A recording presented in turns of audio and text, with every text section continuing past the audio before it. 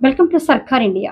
తిరువూరు నియోజకవర్గం తిరువూరు మున్సిపల్ ఎన్నిక నేపథ్యంలో రాజకీయం అనేక మలుపులు తెలుపుతున్న సందర్భంలో వైసీపీ మున్సిపల్ చైర్మన్ అభ్యర్థి మోద్గ ప్రసాద్ ఘాటైన వ్యాఖ్యలు చేశారు. తిరువూరులో ప్రజాస్వామ్యానికి తిలోదకాలు కానీ ఇచ్చారని, నైతిక విలువలు లేని రాజకీయాలు చేస్తున్నారని, వైసీపీ పార్టీ నమ్మి కౌన్సిలర్లుగా టికెట్లు ఇస్తే వైసీపీ బ్యానర్ పై గెలిచి ఇంతకాలం పార్టీ పదవులను అనుభవించి పార్టీని ఓట్లు వేసినా ప్రజలను మోసగించారని, అధికార పక్షంలోకి వెళ్లారని, పట్టణ నియోజకవర్గ ప్రజలు జరుగుతున్న పరిణామాలను గమనిస్తున్నారని మోదుగు ప్రసాద్ భావోద్వేగంతో మాట్లాడారు. ఈ నేపథ్యంలో మోదుగు ప్రసాద్ తో మా సర్కార్ India senior journalist Peddavarapu Satyanarayana face to face. YCP నుండి టీడీపీలోకి వెళ్ళినటువంటి వైసీపీ కౌన్సిలర్లు మరి చెప్తున్న మాట ఏంటంటే, వాళ్ళు వీడియోల ద్వారా కూడా చెప్తున్న పరిస్థితి కనపడతా ఉంది. తిరువూరు నియోజకవర్గంలో కొలిక్పూడి శ్రీనివాసరావు గారు అభివృద్ధిని చూసే మేము వెళ్ళాం తప్ప ఎటువంటి ప్రలోభాలకు మేము ఆశపడి వెళ్ళలేదనే విషయాన్ని వాళ్ళు చెప్పడం జరుగుతుంది. మరి మీరేం చెప్తారు? ముఖ్యంగా ఈ మాట నేను కూడా చూశాను. మరి అంతకుముందు 4 సంవత్సరాల 2 నెలలు వైఎస్ఆర్సీపీ పార్టీలో చైర్మన్గా అనుభవించినటువంటి గత్తం కస్తూరిబాయి గారి భర్త మరి నారా చంద్రబాబు నాయుడు గారి యొక్క పరిపాలన మీద అపారమైన నమ్మకంతో వెళ్ళానని ఆయన చెప్పడం జరిగింది. అదేవిధంగా తిరువూరు అభివృద్ధి గురించి, తిరువూరులో ఉన్నటువంటి వాటర్ సమస్య గురించి నేను వెళ్ళానని చెప్తున్నాడు. ఇప్పుడు ఒక మనిషి ఎలాంటి స్వరూపానికైనా సిద్ధపడే విధంగా అతను మాట్లాడిన మాటలు మాకైతే అర్థమవుతా ఉంది.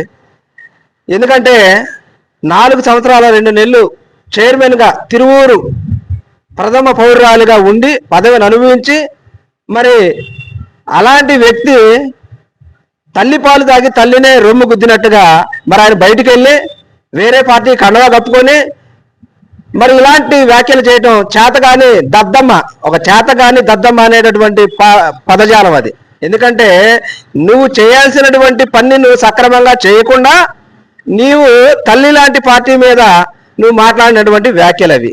నీకు అంత అపారమైనటువంటి నమ్మకం అవన్నీ ఉన్నప్పుడు నువ్వు స్టార్టింగ్లోనే వెళ్ళిపోవచ్చు కదా. వైఎస్ఆర్సీపీ పార్టీలో దొడ్డిదారిలో గెలిచి అది ఎనాల్మస్ చేసుకున్నావు. నువ్వు గెలిచి వచ్చావా? దొంగచాటుగా వచ్చి నువ్వు చైర్మన్ బ్లాక్ మెయిల్ రాజకీయం చేసి నువ్వు చైర్మన్ పదవి తీసుకొని 4 సంవత్సరాలు అయిపోయిన తర్వాత నేను మా పార్టీ అధినాయకుడు మా కులానికి ఇచ్చినటువంటి పదవి అది, మా కులాన్ని మేము అండగా ఉంటాము కాబట్టి మా కులం నేను దిగను, ఆయన చెప్తే దిగుతానని చెప్పిండు. చెప్పినటువంటి ఆయన మేము పోరాటం చేస్తుంటే జగన్మోహన్ రెడ్డి గారు ఎందుకు జరుగుతుంది ఈ యొక్క సమస్య అని చెప్పి ఏంటని అందరిని పిలిపించి అడిగినప్పుడు ఆయన ఏం చెప్పాడు?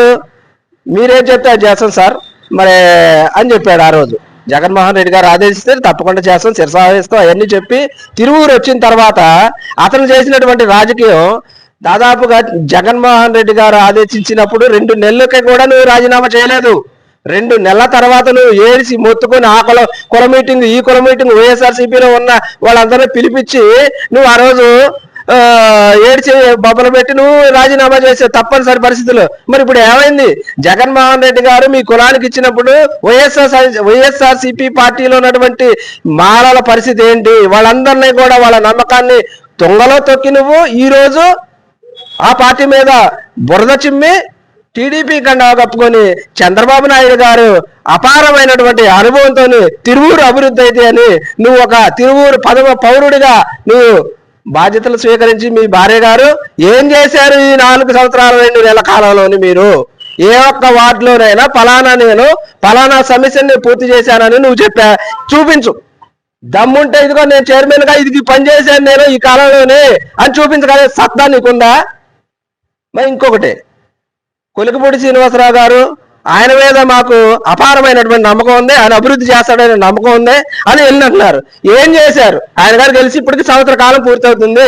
తిరువూరు నియోజకవర్గంలోని తిరువూరు మున్సిపాలిటీలోని తమరు చేసినటువంటి శాశ్వతమైనటువంటి పని ఏంటో చూపించండి ఒక్కసారి. శాశ్వతమైనటువంటి పని ఏంటో చెప్పండి. ఏదైనా ఉందా శాశ్వతమైన పని? వచ్చాడు మున్సిపాలిటీకి సిల్ట్ తీయడానికి వచ్చినటువంటి 25 లక్షల రూపాయలు తీసుకొని రోడ్లు అటు ఇటు జేసీబీతోని చిమ్మేశారు. ఆ 25 లక్షల రూపాయలు ఎవరికో కాంట్రాక్ట్కి ఇచ్చేశారు. అది అయిపోయింది. ఏంటంటే అభివృద్ధి అన్నారు. సరే మేము కూడా మేము సహకరించాం ఆ రోజు.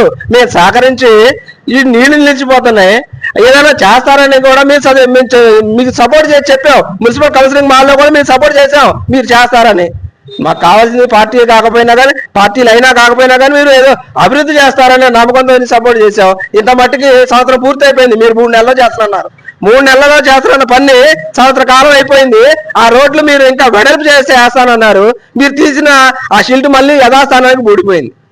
ఎక్కడ కూరగాయల కొట్లోళ్ళు వాళ్ళందరినీ మీరు చిన్న సన్నకారు వ్యాపారస్తులు మొత్తాన్ని కూడా మీరు రోడ్డు మీద పెట్టకుండా చేసి నెట్టిపారేశారు.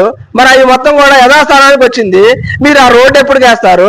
అవన్నీ కూడా ఎదురు చూస్తా ఉన్నాం మేమంతా కూడా. మీరు చేసి తిరువూరు నగర పంచాయతీని అభివృద్ధిలో చేస్తారేమని ఎదురు చూస్తా ఉన్నాం. ఎప్పుడు చేస్తారు?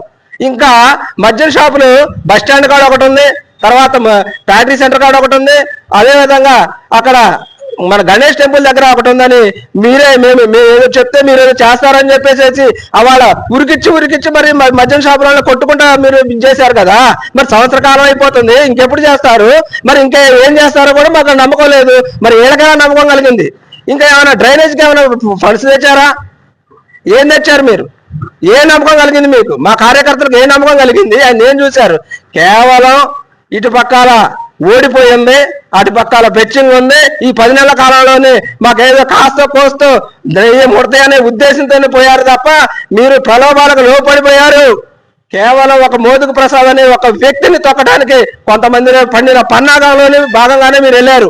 ప్రతి ఒక్కరు కూడా ఒక మనిషిని తాత్కాలికంగా తొక్కవచ్చు, కానీ మీరు మాత్రానికి ఖచ్చితంగా అఖండ జ్యోతిలాగా భవిష్యత్తులోని ఎదుగుతాము. మేము ఖచ్చితంగా పోరాడతాము.